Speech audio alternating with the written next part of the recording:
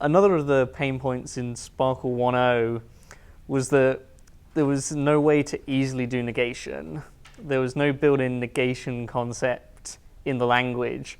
So what people had to do was use a pattern called negation by failure, which allowed you to get negation in SPARQL, but it was very hard to do for anything non-trivial. As soon as you were trying to negate more than one thing, the complexity of your query just got unwieldy, and following the logic of the query was very hard for anyone who hadn't written it themselves.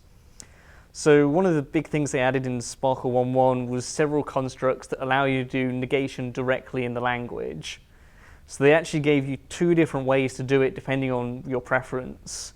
So you can either use minus, which essentially allows you to do proper subset negation. So you say, take this portion of the query and subtract the data from this other portion of the query.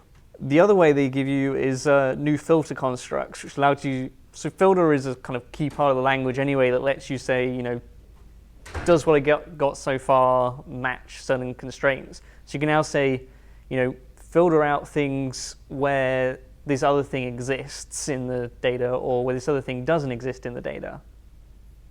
Another of the limitations in SPARQL 1.0 was that there was no way, the only way to expand your results was by matching other parts of the graph. So there was no way to introduce new columns computed based on existing columns in the data.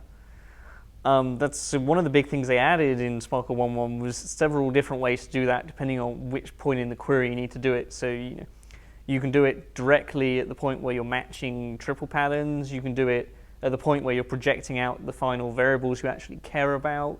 You can do it as part of your aggregates and your group bys. If you want to group on some computed value from some value in the graph, that's a really useful feature. So having this ability to do computations and expand the result set within the query offloads a lot of the work that you previously had to do in client-side code onto the query engine and saves you a lot of time and effort. I'm Vesse. I'm a software engineer at YarcData, and this has been a Eureka Moment.